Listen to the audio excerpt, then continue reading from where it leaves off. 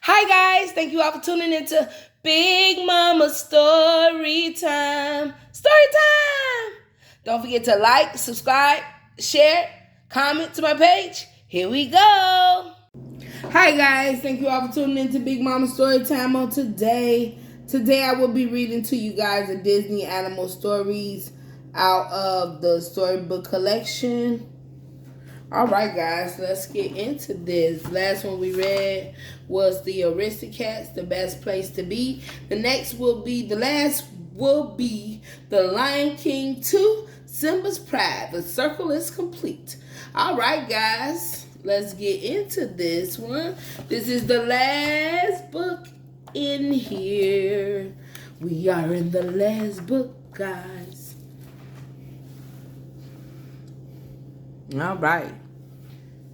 Simba paced nervously back and forth. He couldn't help worrying about his daughter Kiara. Today was her first hunt, and there were so many dangers. When Kiara emerged from the den, Naya caressed her proudly. Even Timon and Pumbaa cried tears of joy. "Now, Daddy," warned Kiara, "don't interfere. Promise that you'll let me do this on my own." Simba promised reluctantly, but as Kiara left, he secretly sent Timon and Pumbaa after her.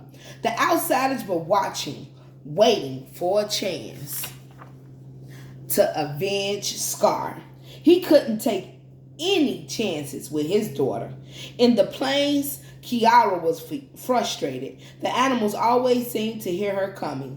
How was she ever prove that she could be independent if this hunt wasn't successful? Determined, she chased a herd of antelope over the hill. Pumbaa and Timon tried to get out of the way, but Kiara saw them. She was furious. "My father sent you, didn't he?" Kiara cried, feeling betrayed. The lioness ran away, but Simba had been right to worry. Zira, leader of the outsiders, was setting a trap for Kiara. As they lit the plains on fire around her, she collapsed, exhausted in the grass. Then a lion appeared, lifting the princess on his back to save her from the flames. When Kiara opened her eyes, she was alone with the strange lion. He seemed familiar to her, and she eyed him suspiciously. "Kovu?" she asked. It was him. They had so much fun as cubs until their parents had separated them. Pridelanders were not allowed to play with outsiders, but now Kovu had saved her life. He should be allowed to return to Pride Rock, but Simba still didn't trust Zira's son for now. What is that, Scarface son or something? Kovu would have to sleep outside of the cave. From a distance, Zira gloated. She had taught her son to hate. As soon as he was alone with Simba, Kovu would kill his enemy. However, Kiara unknowingly interrupted the evil plan. Excited to spend time with her childhood friend, she persuaded Kovu to give her stalking lessons. "Did you hear me coming?" she asked after he evaded her pounce. "Only a lot," he replied, trying to show her how it was done. He jumped up a hill and surprised Timon and Pumbaa. The silly pair was trying to chase away a flock of birds. "They're eating all the best bugs," moaned Pumbaa. "Carolyn the voice?" Timon asked the lions. With a roar, Kiara gave chase. Kovu followed easily, but he was confused. "Why are we doing this?" he asked. Kiara laughed. "For fun," she exclaimed. Kovu had never done anything just for fun before. Running wildly, he roared with Kiara. It felt great until a rhino stampede chased him in the opposite direction. Ducking into a small cave, Kovu laughed with Kiara. He had never had such a good time in his life. That evening they lay in the grass looking at stars. Kovu felt very close to Kiara, but he was torn by his loyalty to his mother. What should he do? Old Rafiki the baboon knew.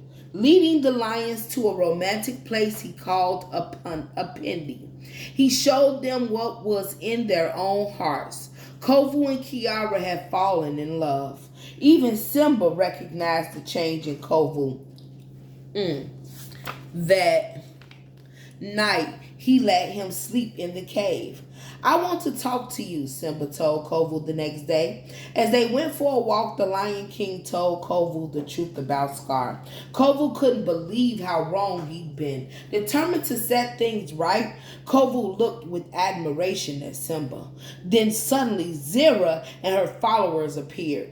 "No!" cried Kovu, but he was knocked unconscious, and the lioness chased Simba. Desperately, he climbed a hill of loose logs and barely escaped the ambush.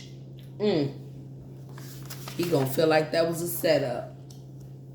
The animals of the Pride Lands blamed Kovu. I knew it. He tried to explain, but only Kiara believed him. And when he was exiled, she followed him secretly. Kovu couldn't believe she cared so much. Embracing her tenderly, they looked into the water.